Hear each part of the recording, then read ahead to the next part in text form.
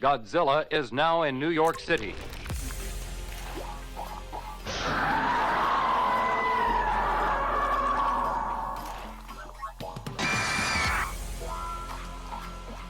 Monster 01 and 02, commence the attack.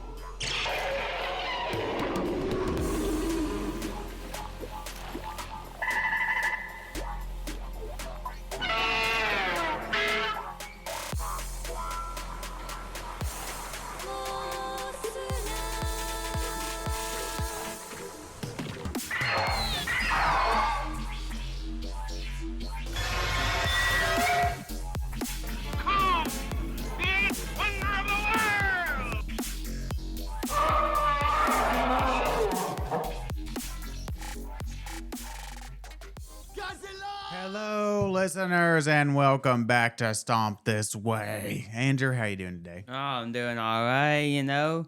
How you doing? I'm doing pretty good, pretty good. Here we are, continuing our shark movie bonanza.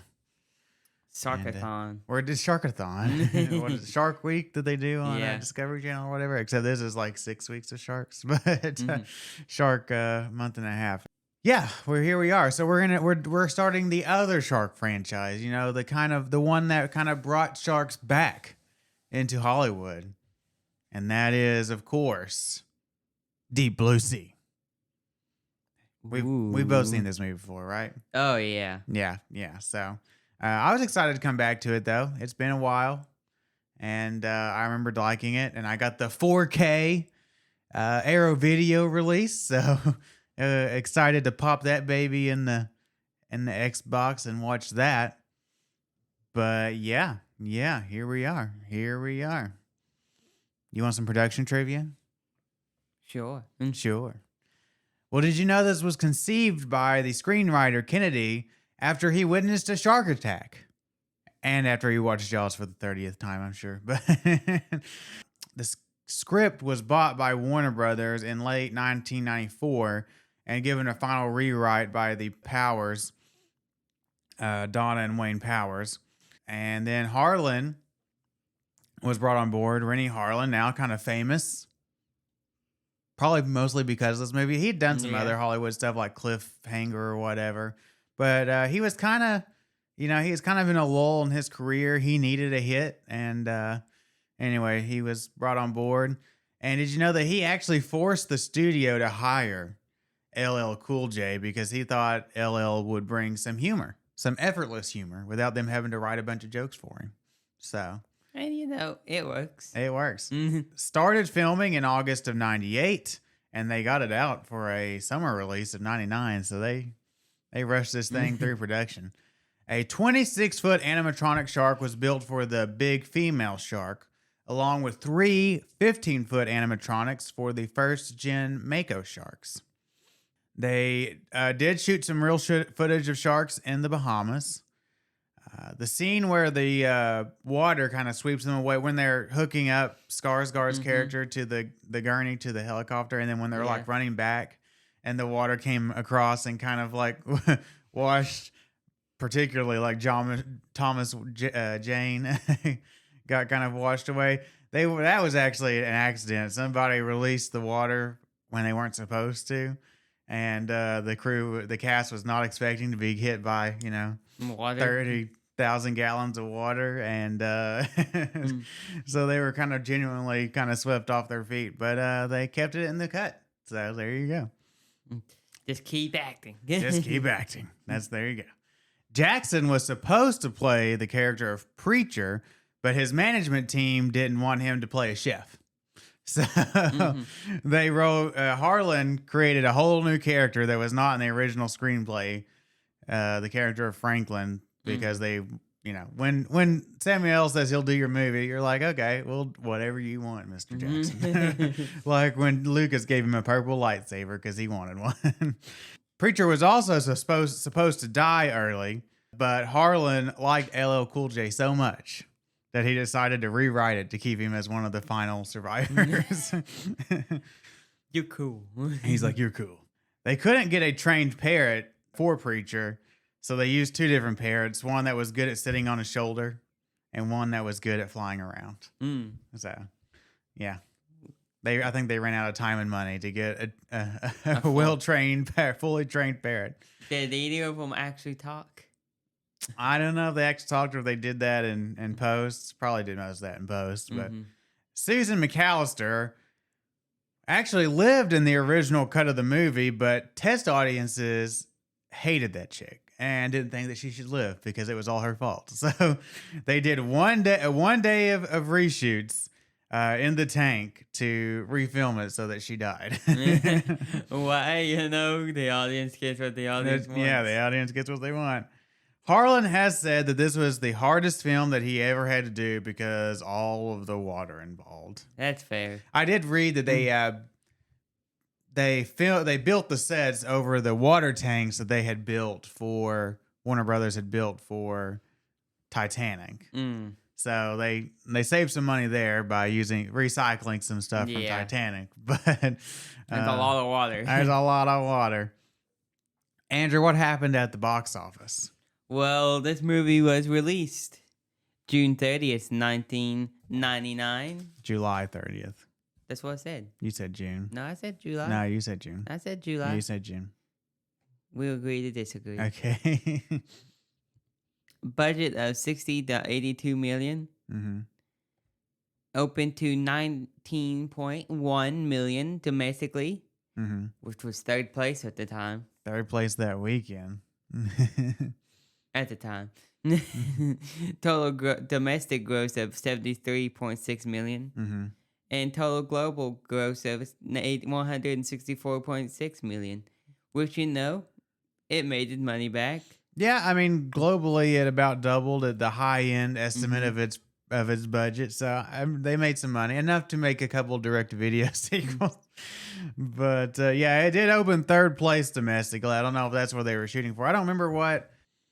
Oh yeah, it opened against Runaway Bride, and then the Blair Witch Project was out. It was during that phase where it was like trending up, not its opening weekend, but it's one of those movies that got bigger as it went on. And then Deep Blue Sea was third, so it opened up against a couple of bigger movies. When you go up against the Blair Witch and its height, it's hard to beat. It wasn't the biggest horror movie even that weekend, but I thought this was more of a thriller action movie, I guess, than a horror movie. But anyway, we're going to listen to a trailer and then we'll list off the cast and crew, read a plot summary, and we'll talk all about Deep Blue Sea. So see you in a bit. Tell me, Mr. Franklin, have you ever known anyone with Alzheimer's? No. What if you could end all that suffering with a single pill? Give me till Monday morning, 48 hours. I'll give you results that'll skyrocket your stock price. In the most advanced research facility in the world. Wow. Beneath its glassy surface, a world of gliding monsters. A team of specialists is working against the clock. Did someone order the fish? On an experiment to benefit mankind. Sharks never show any loss of brain activity as they age. We're this close to the reactivation of a human brain cell. But before they can save millions of lives... Tell me I didn't see that. They recognize that gun. It's impossible. Sharks do not swim backwards. They can't. They'll have to find a way to save their own.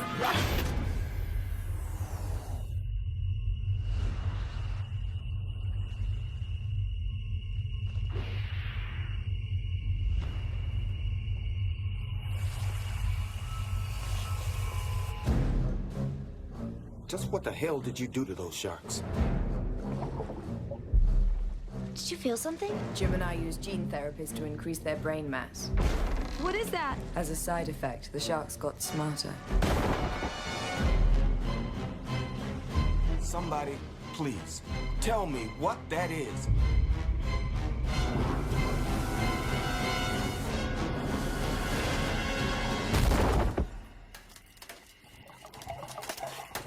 Go! Go!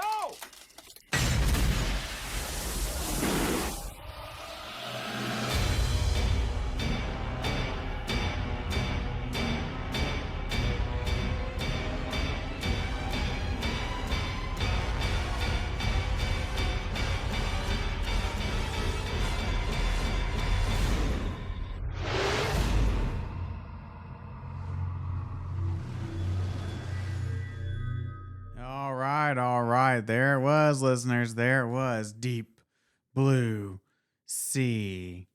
All right. Are you ready, Andrew, for the cast and crew? This movie is directed by Renny Harlin. We just went and saw his latest shark movie, Deep Water, not too long ago. But anyway, still at it, I guess. Shark movies. Written by Duncan Kennedy, Donna Powers, and Wayne Powers. Music by Trevor Rabin. And starring Saffron Burrows, Thomas Jane, LL Cool J, Jacqueline McKenzie, Michael Rappaport, Stellan Skarsgård, and Samuel L. Jackson. And the plot is more or less as follows. I condensed the middle of this movie a lot because I didn't want to have to go through every death scene, but anyway, here we go. In pursuit of a cure for Alzheimer's disease, scientist Susan McAllister and her team genetically engineer 3 mako sharks to increase the size of their brains, inadvertently creating a trio of oversized, super intelligent predators. Also stationed aboard the isolated deep-sea research facility are shark wrangler Carter Blake, maintenance technician Tom Scoggins, cook Sherman Preacher Dudley, and fellow scientists Jim Whitlock and Janice Higgins. When financial backer Russell Franklin arrives to observe the project's progress firsthand, the team performs an experiment to extract a valuable protein from one of the shark's brains. The procedure appears successful until the shark suddenly awakens from sedation and bites off Whitlock's arm. As a tropical storm rages overhead, the injured scientist is airlifted from the station, but a shark attacks the rescue helicopter, causing it to crash into the facility and trigger a catastrophic chain of flooding and structural damage. With the station slowly sinking, the survivors race to reach the surface while avoiding the increasingly aggressive sharks. Trapped alone, Preacher manages to kill one of the predators by igniting a gas explosion. The remaining survivors are picked off one by one until only Carter and Susan remain. Susan electrocutes the last male shark, leaving the massive female as the sole threat. Reaching the surface, Carter and Susan reunite with Preacher, who narrowly survives an attack by the female shark after stabbing it in the eye with a crucifix. Determined to stop the creature before it escapes into the open ocean, the trio rigs an explosive-tipped crossbow bolt. Susan uses herself as bait to lure the shark in, but is killed during the attempt. Carter dives in to help and ends up clinging to the shark's fin to avoid being devoured. Recovering just in time, Preacher fires the crossbow, accidentally pinning Carter to the shark before detonating the explosive. Carter frees himself moments before the blast tears the shark apart. As dawn breaks, a boat carrying the next cruise ship arrives at the devastated facility, and the credits roll to an original LL Cool J song. Oh yeah. Oh yeah. Oh yeah. But yeah, so listen, I think the makers of this movie knew you were going to be thinking Jaws when you were watching this movie. I mean, who wouldn't? But listen, the shark genre, I think, had kind of faded off by this point, right? Yeah. Jaws was 1975, was almost a quarter of a century old by this point. We had gone through some really crappy Jaws sequels, which I think had kind of killed the shark genre. Yeah. And, this movie actually kind of brought it back. And I think, Jaws obviously is the forefather of shark movies, but this movie too is a big reason we've had so many shark movies since the turn of the millennium. They didn't do this one, though, on the open sea like they did Jaws. No, they did not shoot this on the open sea like they did Jaws. But I think, as we'll get into it, the movie didn't really require that because so much of it is set inside. Because to me, this movie is really a combination of 3 movies, right? It's Jaws, obviously, because of the sharks, right? And they'll even do a cold open like Jaws. I mean, they know that it Jaws. I think Jurassic Park is also a huge influence on this movie in the way that, there's a genetically engineered, like the dinosaurs were genetically engineered. There's a tropical storm that plays havoc, just like there's a tropical storm is a big part of the reason that the dinosaurs got loose. Both have Samuel L. Jackson, right? and even Carter, who's really the main character of the movie, he reminds me a lot of, what was the supporting character in Jurassic Muldoon or whatever? The guy that, clever girl. He's like that guy was, he worked there, but he was very like, this is a bad idea. I get that same vibe off of Carter. So I think there's a lot of influence derived from Jurassic Park. And the third movie is Poseidon, right? Poseidon is about the boat that gets turned upside down. So there's a lot of interior shots and interior sets of them trying to avoid the flooding and all this and that. Yeah. And I feel like there's a lot of influence from that movie on this movie as well. Maybe you could say Titanic, since they literally built this on top of the sets of Titanic. But I feel like Poseidon is more of, the whole movie. They're trapped inside with water creeping in from all around them. But That's technically the Titanic also. at the end of Titanic, after 3 hours of romance. That's true. I'm not going to turn this into a Titanic rant. Don't get me started. But, She could have fit him on the. he could have fit on the door or whatever. Yeah. Yeah. So, but the movie starts right again with that cold open, and you kind of get the Jaws sequence, but instead of one lone woman in the ocean, there's some yuppies on a sailboat or whatever. And the shark attacks and knocks them off. But before the shark can kill anybody, we get Thomas Jane. We were just watching the other day. You had The Mist on the TV. Thomas Jane, also a good monster movie starring him. He comes in, and we got to establish that he's like super cool. So he shoots a crossbow into the shark and wrangles it. He's literally at one point calls himself the shark wrangler. I'm a Or shark does wrangler. Samuel L. Jackson call him a shark wrangler? I don't remember. But anyway. He's like, what does a Samuel L. Jackson be like? What did a shark wrangler entail? I think one thing I appreciate about this movie is it gets right into it. You get the cold open. I think we only have one scene on the mainland where Susan is talking to Franklin and some other guy about, Alzheimer's. And, basically they're trying to cure Alzheimer's or whatever. And then we cut and they're flying in. She's flying in with Samuel to the facilities. Whereas in Jurassic Park, it took us, about half an hour to get to the Park. To get to the island. Like, we're going to get here faster. So I do appreciate that. And then, we're kind of introduced to our main cast, which is Thomas Jane. Actually, Saffron. Yeah, Saffron is top billed in this movie, not Thomas Jane, even though he's really the main character, I would say. Kind of co-leads, I guess. But Saffron is the scientist. She's Susan, right? She's the one that's really invested in this project. Does she say at one point that she had a family member with Alzheimer's? I don't remember. I and some of the dialogue I had a hard time hearing. We were having some trouble with our soundbar. But It made it seem like she did. I feel like she had to have had a parent or somebody die because of Alzheimer's, because she is so obsessed. She even asks, Franklin and the other benefactor, like, have you ever known anyone with Alzheimer's? But anyway, she's the main lead scientist. She's the one that's obsessed. You have Skarsgård, Stellan Skarsgård is, also here. He's playing another scientist. And his girlfriend, wife, whatever, Jacqueline McKenzie Higgins, is another scientist. And then you have LL Cool J playing the chef, preacher. This was this is when LL Cool J was trying to become a movie star, right? He was in this. He was in Halloween H2O around the same time. So he tried. I think a lot, especially at this time, there were a lot of hip hop artists that wanted to do the Will Smith thing, right? Go from a rapper to the biggest movie star in Hollywood. The only issue is, there was really only one Will Smith, but props for trying. And then who else? And then Michael Rappaport, who is playing like the technician guy, like the the maintenance guy or whatever. And then you have Samuel L. Jackson, who is playing, of course, Franklin, one of the wealthy benefactors. Yeah, and they're going to establish that usually this place has a lot more people on it, but on the weekends, most of the crew goes off to the shore or whatever, which is weird, kind of weird that you would do your big experiment with the skeleton crew and not wait till you were fully staffed. But I realized that they got to pare this cast, this crew down so we can have the movie, but whatever.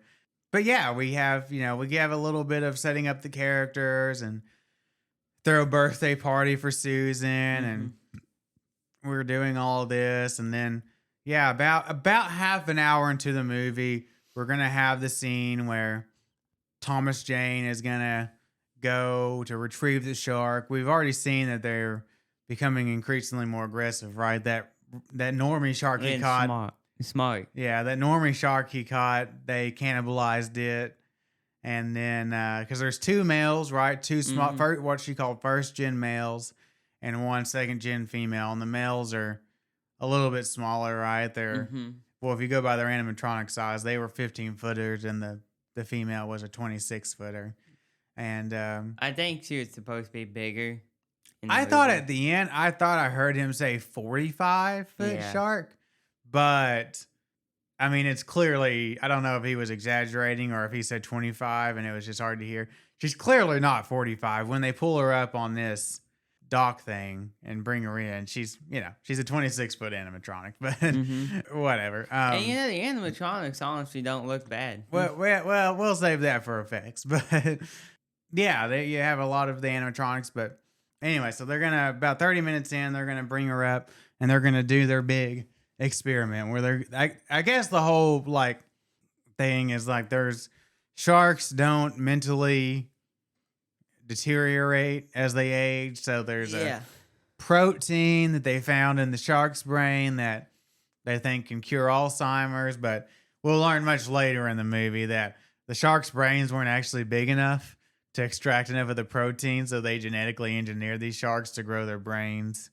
which made them super intelligent. I don't know if it also, I mean, it had to have made them bigger, obviously, because there's no such thing as a 26-foot mako shark. But anyway, they pull out the protein and it actually works. The synapses actually fire on the dead piece of brain tissue. But then, the shark wakes up and bites off poor Stellan Skarsgård. He was sitting there smoking too close to the shark and it bit his arm off. And from this point on, it all goes to hell, and the movie is on. And well, for a station full of doctors, they sure don't know how to doctor somebody's arm. Yeah, they did seem a bit panicky, but I mean, what are they gonna do? They don't have a medical facility on there; they're understaffed. But yeah, so there's the tropical storm raging. They're gonna call in the medical chopper, right? And then, of course, what's gonna happen when they get that cable down and they hook the gurney to it, and the gurney like burns out and then rolls backwards, and then of course the shark comes and grabs Stellan Skarsgård. They're not a very good rescue team. No, they weren't. They didn't seem very. I mean, it would be hard to do a medical rescue in a tropical storm on a helicopter, but the gurney gets grabbed by the shark, and of course the cable's attached to the helicopter, and it drags the helicopter into the station, and it goes boom. And the poor radio chick gets killed. And slowly, very slowly, the station is going to start sinking. And they even recreate maybe the most infamous scene of Jaws 3, where, remember in Jaws 3 and that horrible effect where the shark like ran into the glass and broke it and flooded the little observatory thing. They're going to have the shark take Stellan Skarsgård's gurney with Stellan Skarsgård still alive and ram it into the glass, and it's going to shatter. And we could talk about it more in effects, but a lot of great shots of these practical effects getting flooded with water and the cast getting washed away over and over. And I'm sure this was a pain in the ass to film. I mean, all this water, trying to keep the equipment dry. I mean, I'm sure. But yeah, and then it's going to become, like I said, kind of a Poseidon meets Jaws movie where the crew is going to be trying to figure out, which stairways aren't flooded, which rooms aren't flooded, and trying to, outrace the rising water. And Preacher's trapped on the second level, right, by himself. And he's... LL Cool J should have died so many times in this movie. And you could tell, like, I can tell there probably a couple different points in the script where he probably was originally slated to die and didn't. Like, the shark has him dead to rights a couple of times. Like, he's got his parrot and the second level is flooded and he's walking around in the kitchen and the shark comes in after him and he's looking for the parrot because the parrot flew off at one point. Yeah.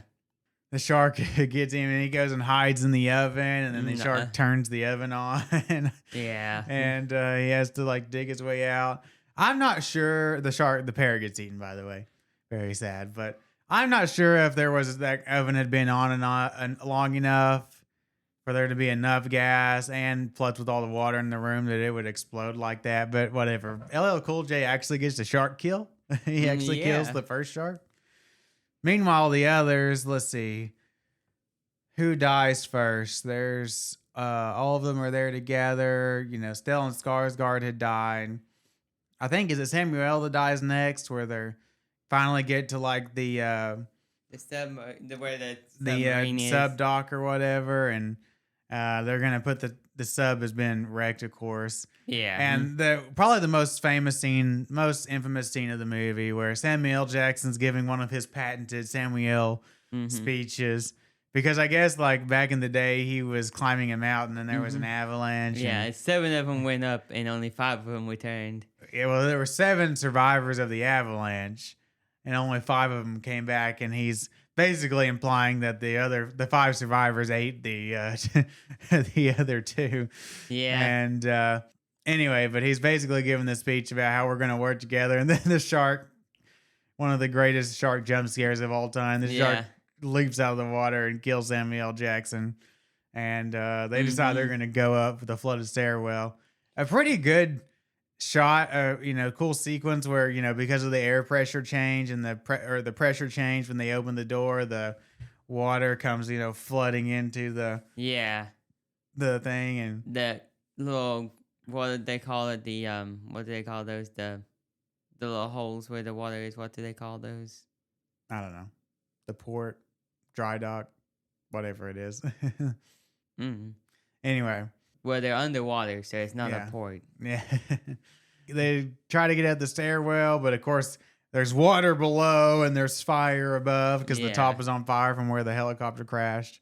I think the next to get eaten, as the ladder like breaks. Yeah. And then Higgins is eaten by the shark, and there's a cool sequence where the animatronic shark like launches her out of the water and throws her around a little bit, which I'm sure was not very fun for the actress. Probably not. And she dies, and then LL Cool J, just in time to save everyone, opens up the door to the second level and pulls them up, and then they have to go. And of course, Susan is still obsessed with getting the cure or the data, and she has it in her room or whatever. Yeah.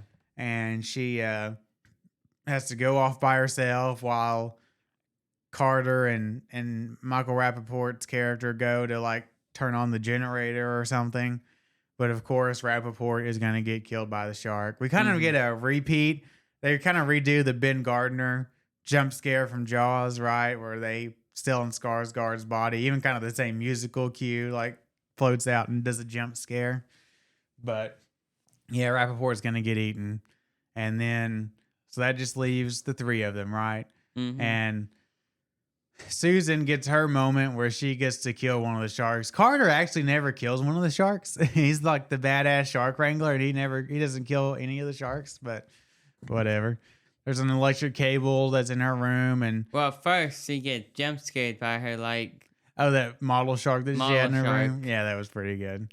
And then, but the shark comes after her, and she gets up on a table. She takes off her rubber wetsuit because you made the comment. You're like, why'd she take her clothes off? And I said, well, the plot reason is because she needed something to block the rubber is not a non-conductor, so she needed something to block the electricity, so she didn't get electrocuted. The real reason is because they needed an underwear shot to wake up the men in the audience. But she electrocutes the shark, and so she gets a shark kill. Now there's only one shark left, the big female. And they're going to get up to the surface, and they're going to swim up, and they use this thing with like the fire extinguisher to like murk up the water so the shark can't see them. But they get to the surface. It's to cool down the surface, so because they can only see heat or whatever. Oh, okay. But of course, LL Cool J gets bit and dragged, but he's been a very religious man. And I do. LL Cool J is a lot of fun in this movie. He's got a lot of great one-liners, and all of his stuff. And when they were praying, he just started doing the prayer, the I walked through this valley of the shadow of death, and then he went on his own little version of it, and then, but he ends up stabbing the shark with the crucifix, and she lets him go, and Carter drags him out of the water, and they set his leg, and then you can tell it's a rewrite that Susan dies, right? Because in any tradition, well, I'll say it this way. I understand why the test audiences wanted her to die. But I mean, it is her fault. But also they were conditioned, right, by decades and decades of cinema that the mad scientist dies in the end, right? But they're not playing her like a traditional mad scientist, right? She's not like, a mustache twirling, Dr. Frankenstein level villain where like, she's just evil to be evil and deserves she actually does eventually. I mean, she's obviously obsessed with this project to a fault. Yeah. Long past the point that she should have been caring about the project. But she realizes the error of her ways, and she is sympathetic to the deaths of the people, and they're trying to set up some kind of romance between her and Carter, right? So you can tell it's a rewrite, but it also works that, she's like, I'm gonna be bait. And of course, like in a normal movie, when you have like your final girl be bait, you're like, oh, well, she's gonna live. But it's just going to be this empty chase sequence. But no, she gets killed. She dies. Because the big Mako is trying to break the fence, right? And get out into the open sea. So they got to stop her before she gets out into the deep blue sea.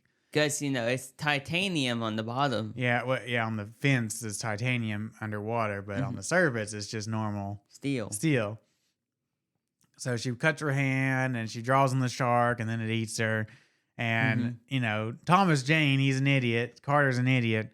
Instead of shooting the bolt like he should have, he's ready to let her sacrifice go in vain, and he jumps in the water after her. But LL Cool J, he comes out of his stupor and gets that cross bolt. And Thomas Jane, they had that move in the beginning of the movie with the normie shark where he barrel rolled over it underwater and all that. Well, he's gonna do that move with this shark and grab onto the fin and hold on for dear life. And then of course LL Cool J actually pins his leg to the fin with the bolt.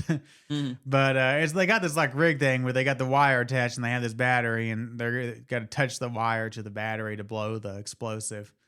But when the Mako hits the fence, it jerks Carter off of her. And so when LL Cool J, he thinks that he's still attached, but LL Cool J touches the wire to the battery and blows the shark, and it does the big boom like Jaws.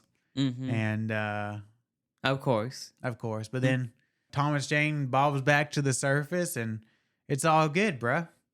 And then the cruise ship is like, bring me some sushi.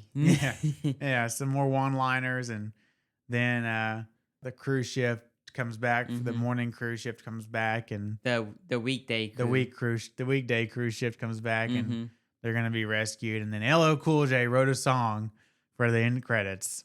Probably not his best work, but hey, was it like a shark fin or something like that? Yeah, it is what it is. But no, listen, I had a lot of fun revisiting this movie. I think it's, like I said, it's a combination of those three kind of monster disaster movies. I think that's kind of Renny Harlin's special. He did it with Deep Water too. It's not just a shark movie; it's a disaster movie with sharks. Right now, Deep Blue Sea is more shark focused, I think, than Deep Water was. But that's kind of what Renny Harlin does. He makes disaster movies, and I think this is a good one. I think it's a lot of fun. I mean, we'll get into the effects and stuff, but I think this is a really strong cast. I mean, we obviously know. Thomas Jane's not a big star, but he's in some movies that we've seen, and I think he's pretty good as the badass shark wrangler in this movie. Of course, we know LL Cool J. He's got charisma oozing out the ears. Samuel L. Jackson's got charisma oozing. Almost too much hip coolness with Samuel L. Jackson and LL Cool J in one movie, right? But no, I love both of them here. Oh, yeah. Samuel L. Jackson's got some great lines of dialogue in this. Stellan Skarsgård is a great actor. He doesn't do much in this movie. Michael Rappaport always kind of gets on my nerves, but it is what it is. I think Saffron is fine. She's playing the straight-laced, super serious scientist. But, she's kind of hot. She gets the job done, But, yeah, I like the cast. I think it's paced pretty well. You know, it's an hour 45. I think, you know, you probably could have cut maybe 5 to 10 minutes out in the middle of the movie and make it move a little faster, but paced pretty well. I never get really bored in the movie. I think that just the idea of having, instead of having people, you know, fight sharks out on the open sea, we're going to make it more claustrophobic. Yeah. We're going to trap them in this facility with sharks. And I think that's a pretty good concept. And I think it works really well in this movie. And yeah, I think it's a fun movie. Agree? I agree with that statement. With that statement. Well, good, because you should. Just kidding. But anyway, you want to get to some creature design? Creature design. Yeah. Well, they're sharks. The sharks. I mean, I think.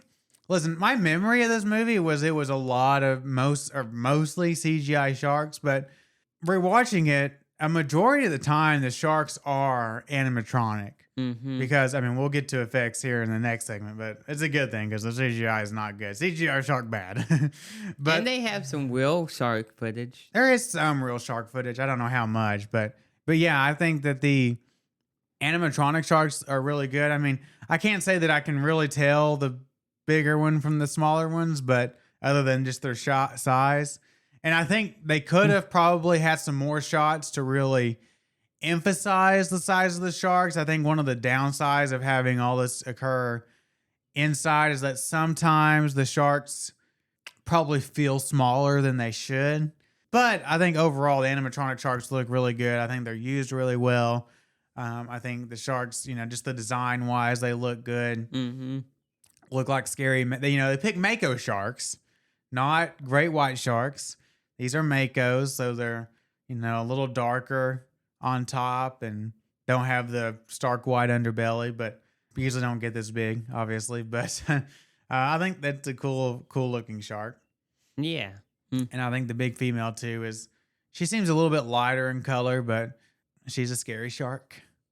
But getting into effects, I mean, the big weakness of the movie to me, I mean, you know, it's just kind of a schlocky creature feature. I mean, there's stupid things here and there, but to me, the one real weakness of the movie is when they do have to use CGI sharks, the CGI is bad. There's just no way around it. It is not Jurassic Park and it's ILM magic level. I mean, I don't know what company did the CGI, but these are bad. Like, I mean, it's 99, but you know, almost Asylum level CGI sharks, right? I don't know if Asylum was a thing in 1999. Maybe not, but like today, this is the kind of CGI you would expect in an Asylum movie. Yeah. Like it's bad, especially when they try to do the shark swimming backwards and stuff like that. I mean, the sharks are not supposed to swim backwards. I know, but they're smart sharks. It's bad. It's bad. The CGI is bad. But like I said, where I will praise the film is like they built these sets on real water tanks. There's a lot of practical shots of these rooms being flooded with massive amounts of water with the cast, probably sometimes stunt doubles, but the cast being thrown around by this water. You know, they're wading in water constantly. I mean, underwater constantly. The set design, the sets, and the production design are all really good in this movie. Yeah. I mean, they really make it feel like they're trapped in this sinking facility. And the fact that the cast is in real water, they're using real water to flood these rooms, you know, when they were getting washed off the catwalk at the beginning, you know, when they were trying to rescue Skarsgård. I mean, there's a real physicality and tactileness to it that really helps the movie, and I think makes up for the bad CGI sharks. Well, because that catwalk scene wasn't supposed to happen. Yeah. And the helicopter explosion is pretty good. I mean, there is some green screen a couple times that doesn't look all that great, but I thought the explosion was pretty cool. But yeah, and any explosion is cool. And when the shark blows up at the end, that was pretty nice. But kaboom. Kaboom. So yeah, I think all that looks good. Sets and set pieces all look good, and you know, A for effort on that. And then score, you know, the score I like the score. It's kind of funny because there's a lot of times when there's really dramatic music playing when it doesn't seem like the scene's all that dramatic. But like that scene where they're, you know, doing the surgery on the shark. Yeah. That music was like Yeah, like when they were action. walking up to the room where they were gonna do the surgery or whatever, and they're it was like- so dramatic. But it's a fun disaster movie score. I think it Mhm. works perfectly fine. So yeah, you can do some final thoughts. Sure. Why don't you go for it? You know, like we said, this movie's it's a good, creature feature with sharks and, in a enclosed space, like claustrophobia with sharks. Yeah, You don't like enclosed spaces. You won't like enclosed spaces with a shark. It makes it even worse. giant man eater under the water. But, yeah, like, it's a good movie, them trying to get to the surface, through corridors, trying to get stuff, they had to get one corridor drained to get through this other corridor, and then Yeah. they had to go down a little bit, you had to go down sometimes to get up. Yeah, yeah, yeah. And the shark sequence at the end, the animatronic sharks look good. Some of the effects don't look as good, but we can look past that. LL Cool J is there. Yeah, there's LL Cool J. He's good at acting. Yeah, offset the bad CGI with Yeah. a one-liner. And I think all the actors do a decent job in this. Yeah, They do what they're supposed to. right. And I think the ending scene with the shark getting blown up was a pretty cool scene. Do you prefer the ending where Saffron dies, or do you think the original ending where she lived would have been better? Oh, she should have died. Oh yeah, I think so. Too. She deserved it. She deserved And it. it was a fun kind of like you're not really expecting it. Yeah. She get you. Just Good. not quite as good as the Samuel L. death, but I'm pretty close. It's funny how the sharks. I think they filmed it where the shark stops and doesn't kill her Yeah. because it stops right in front of her. I imagine in the original cut, he probably shot it right before it got to her, and it probably veered off. Mm-hmm. But yeah, so Yeah, because it just stops and then it just all of a sudden it just lunges. I'm like, oh, whoa. yeah. Like they cut that part into it. Like it's Yeah. so like, Yeah. this goes here. Hmm. But yeah, that was a fun little scene they put in there. Yeah. And I think I'll give this movie a C+. Ooh, a C+. Okay. Listen, I have a lot of fun with this movie. I think it's probably, at least at the time it was made, it was definitely the second best shark movie Mm-hmm. ever made. Now, there might have been a couple since then that come close or maybe beat it a little bit, but I think it's a lot of fun. Like I said, it's a disaster movie meets Jaws. Mm-hmm.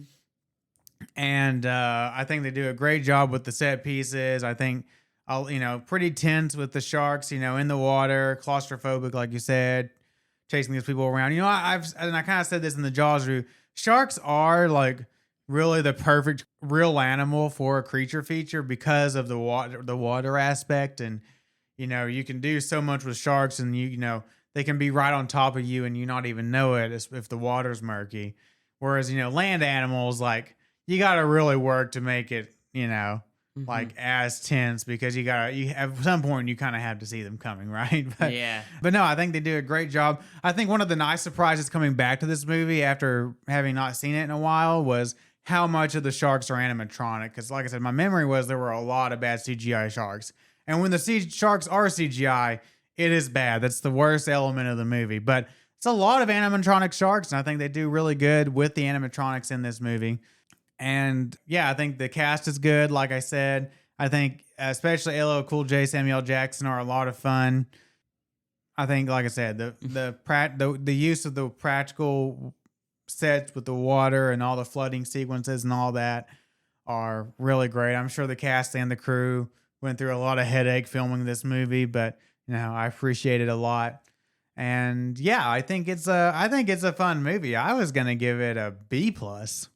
I'm kind of shocked that you lowballed it like that, but yeah. This is a pretty solid movie, but unfortunately, we've got a couple of direct-to-video sequels coming our way. Not to mention the Jaws sequels, which aren't direct-to-video, but probably equally as bad. So, Yeah. yeah, but I don't really have much in the way of news. I did see maybe a little bit of a spoiler, but you know, the short films they do for the Godzilla Fest annually now.